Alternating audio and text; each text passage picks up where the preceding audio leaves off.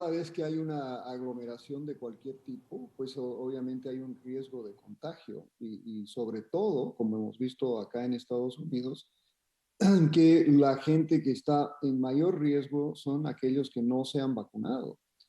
Aunque aquellos que ya han pasado por la enfermedad dicen estar de alguna manera inoculados, pero sabemos perfectamente bien que el contagio se ha dado no solo perdón, a gente que ya ha tenido la enfermedad, pero también han habido casos de gente que se ha vacunado. De manera que aglomerar a gente, como va a ser el caso en Nueva York, pues a pesar de que creo que las medidas de bioseguridad son bastante estrictas, ¿no? Pero sí el riesgo es latente.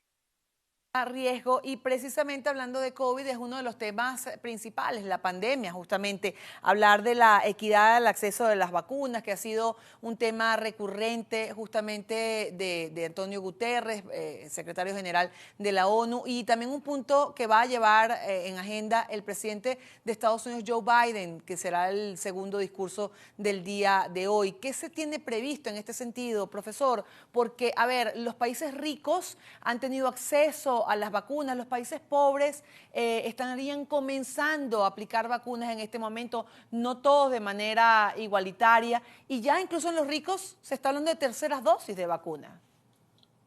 Bueno, primero las terceras dosis todavía no han comenzado, pero ya Pero están se está hablando autorizadas. de esto, ¿sí? Exacto, pero creo que hay que matizar esto de alguna manera. Primero que encontrar la vacuna fue difícil, fue muy rápido, pero fue difícil y fue hecho obviamente en los países del norte. Ujú. Era de suponerse entonces que los países del norte iban a ser los primeros en vacunarse.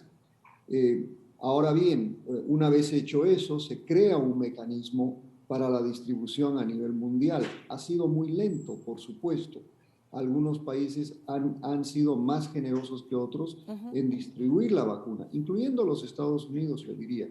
Lo que ha pasado también es que se ha vendido la vacuna y aquellos países que han podido comprar la vacuna, pues tienen una mayor tasa de vacunación. Por ejemplo, el caso de Chile en América Latina, que tiene una tasa de vacunación muy superior al resto de la región. Sí. Entonces, creo que Naciones Unidas es probablemente el mecanismo donde de alguna manera se puedan establecer algunas normas para una mejor y más equitativa distribución de la vacuna a nivel mundial. Mm. En cuanto a cambio climático, porque me gustaría tocar esos temas principales, ¿qué se puede esperar? En esta asamblea vemos que los principales temas son de resolución inmediata, profesor. Vemos pandemia, vemos cambio climático, vemos tema Afganistán. Mire, en cuanto a cambio climático, es importante, primero, que Estados Unidos haya vuelto al Acuerdo de París. Pero sin embargo, pienso que aún con el Acuerdo de París, las fechas que se han puesto para que los países estén uniformemente, digamos, impulsando medidas que puedan parar el calentamiento global, todavía están a más de una década. Y algunos países, como por ejemplo la China, que están entre los principales violadores, tienen hasta el año 2030 para empezar a impulsar algunas de estas medidas.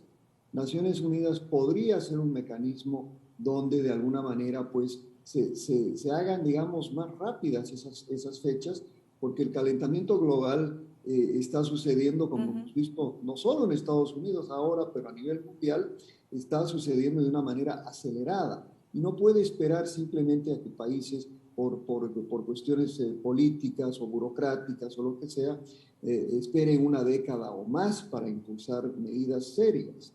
Sí, y como decía justamente Antonio Guterres, hay que darle un cambio de rumbo ya y la cumbre de Glasgow está ya a la vuelta de la esquina, hay que ir tomando acciones de inmediato. El otro tema, antes que se nos acabe el tiempo y quisiera abordar estos tres principales, es la crisis en Afganistán. Biden decía que justamente en ese discurso tocará como estrategia una estrategia moderna contraterrorista. Uno de los grandes incógnitas está el reconocimiento del régimen talibán. ¿Cómo lo ve, profesor? ¿Cómo justamente tocar este tema en la Asamblea General de la ONU? Bueno, para el presidente Biden obviamente va a ser primero va a ser un discurso importante y respecto a ese tema en particular, porque ha sido el desastre más grande de política exterior que ha tenido esta administración. Por eso hay muchísimo interés en ver qué es exactamente lo que dirá. Tratar de obligar al talibán a que siga, digamos, definiciones de derechos humanos del oeste va a ser muy difícil. Ellos desde el principio han dicho que van a impulsar la ley Sharia en contra de las mujeres y no van a cesar de eso. Entonces, me parece que va a ser interesante el discurso de Biden. No entiendo cómo se hace un combate moderno al terrorismo. Me imagino que va a ser mucho más tecnológico, ¿no? Sí, la verdad es que genera una gran interrogante, estrategia moderna contra terrorista, habrá que ver a qué se refiere. Hay un punto, el reportero de La Voz de América decía que mañana le corresponde el discurso a la administración de Venezuela. No se sabía quién sería el vocero, ya se vio al canciller de Nicolás Maduro allí. ¿Usted cree que así como Nicolás Maduro fue a México, a la cumbre de la CELAC, pues pueda presentarse en la Asamblea General de la ONU en Nueva York, Nicolás Maduro, profesor? ¿Quién sabe? ¿No? El presidente Maduro está de viaje estos días. Lo de México ha sido interesante. Eh, yo supongo que Venezuela hará lo posible para figurar en Naciones Unidas, de manera que no me sorprendería si el presidente Maduro llegase a Nueva York y obviamente va a intentar este nuevo impulso de relaciones públicas que ha tenido en el último mes. Si pudiéramos tomar algún tema de estos tres que hemos mencionado hasta ahora como prioritario, ¿habría alguno, pandemia, cambio climático, Afganistán, ¿habría alguno como prioritario, profesor? Mire, yo creo que los dos primeros son absolutamente prioritarios, ¿no? La pandemia no cesa y la pandemia tiene un impacto en todo, en un impacto económico, un impacto político, un impacto social global. Sí. Sin embargo, el tema del cambio climático, como dijimos anteriormente, no es un tema que espera. Esto es algo que está en este momento candente y no va a esperar.